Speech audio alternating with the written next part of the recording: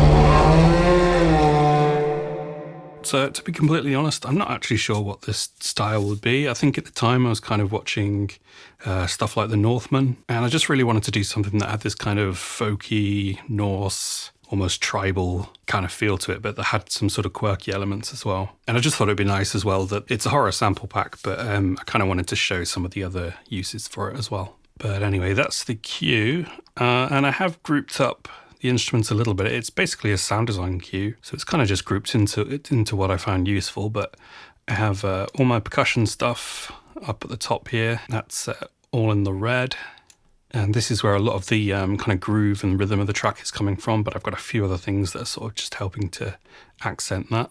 I also have these longs, which are kind of just drones and pulses, but as you'll see in a second, some of them I've turned into rhythms. And the biggest category is probably the string effects, which is actually one of the bigger categories in the sample pack itself. So this has a lot of the signature sounds and bends and kind of short transitions sort of stuff. And then last category at the bottom, we just have our risers and swells. So we've got some kind of longer ones which go across full sections, and then shorter kind of style ones, just to kind of build that excitement at the end of an odd bar. But let's have a listen to the percussion to start with.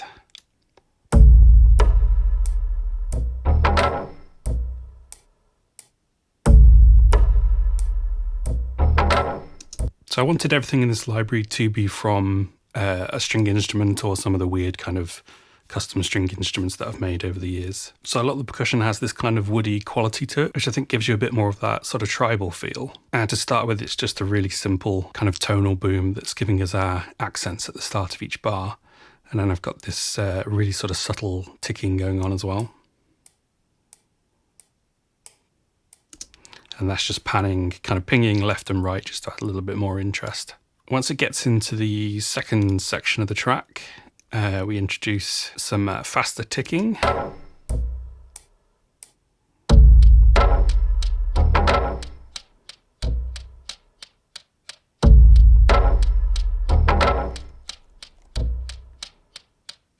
So super simple with the rhythm, and all we're doing is adding a little bit more excitement and kind of speed per section. So in the final one, we have the full groove, and that's where we're kind of adding these additional accents underneath here.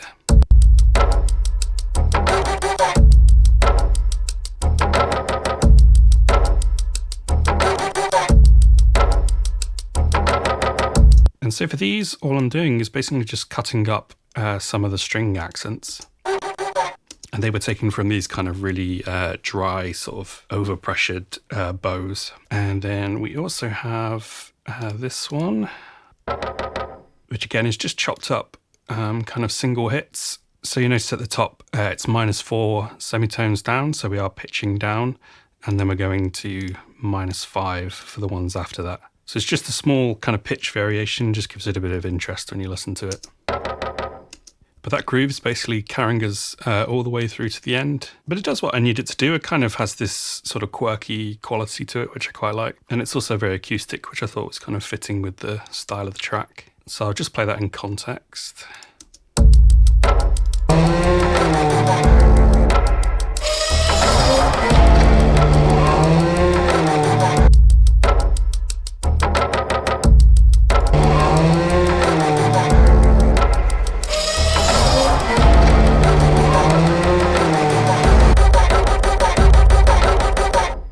And that's more of a kind of trailer technique ending there. We were just sort of subdividing the rhythm to kind of add that last little bit of excitement. So that's pretty much it for the percussion. Let's take a listen to some of these longs. These only happen on the first kind of 2/3 of the track, so like the intro and then the midsection. And they're either a drone or a slight pulse. So what we're doing with those is just something to kind of give a bit of a glue to the track and a bit more extra atmosphere.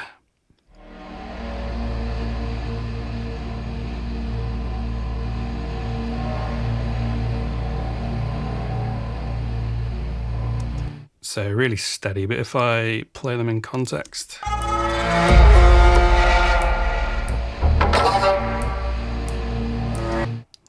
then I'll just mute them as well.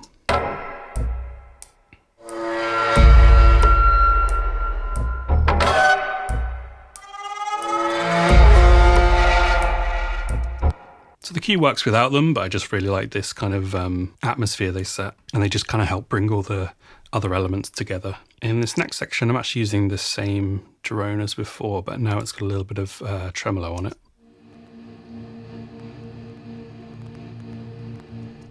And that's a really kind of quick and simple way just to add a little bit of movement to a static sound like a drone.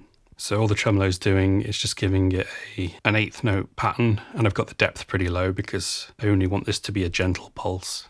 And I'm doing something really similar with this next one that comes in as well. It actually started out, if I just take the tremolo off of it first.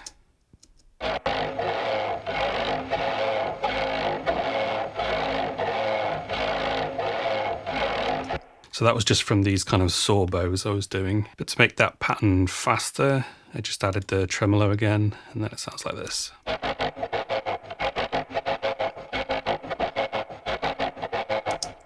So that's just giving us way more kind of movement for this midsection.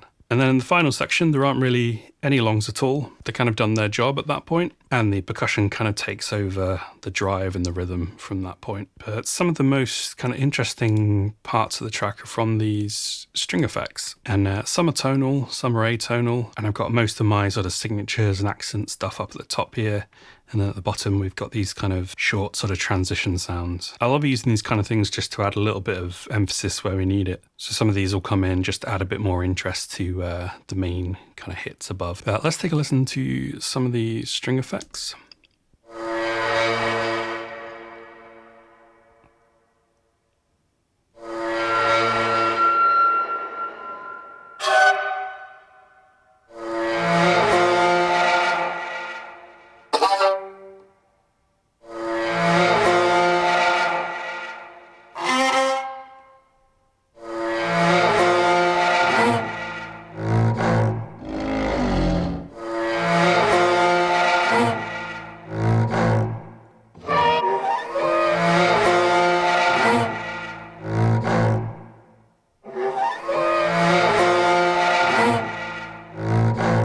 So kind of similar to the percussion, we've got our main kind of backbone with these two at the top.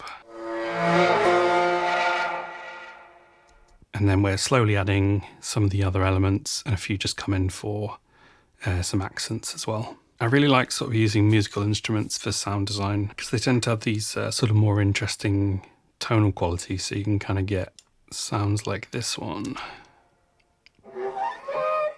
which is almost like a little kind of phrase on its own. So I have the string effects kind of building up, and then just by the end of the middle section, we have this kind of accent that comes in, and that just kind of helps give a little bridge for this sort of dropout section. Apologies for the clicks and pops, by the way. It's just because I'm running this session at 192K and trying to do the screen capture at the same time. So when you pair that one with this downer in our rises and swells group, you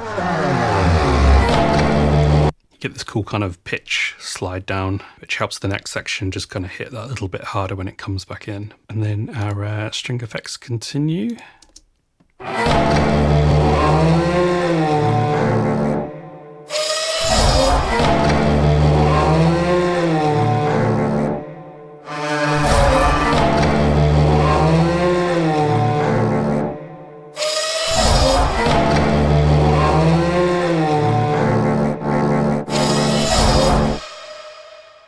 So we've got quite a bit going on at the end, and we're keeping one of the sounds from the previous section, which is this one. But we're also now adding in this, and then this kind of bend one, which is one of my favorites. And we also have this one, which reminds me of like one of those tiny kind of whistling steam chimney things you get on like old trains for some reason, but these are all just taken from string instrument sounds.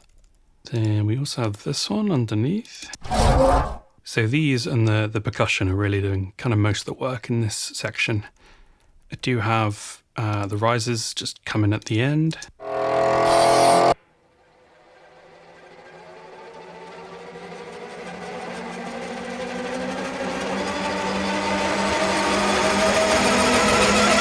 So these just helping give us a little bit of extra rising tension. But that's basically it for this track. If anyone has some name ideas for what genre this track could actually be, let me know in the comments. But I really enjoyed writing this one, and I hope it shows off another sort of side of the sample library. I'll leave a link in the comments below to the pack itself and to the first demo, which I've got another walkthrough for. But thank you very much for watching, and I'll see you again on the next one.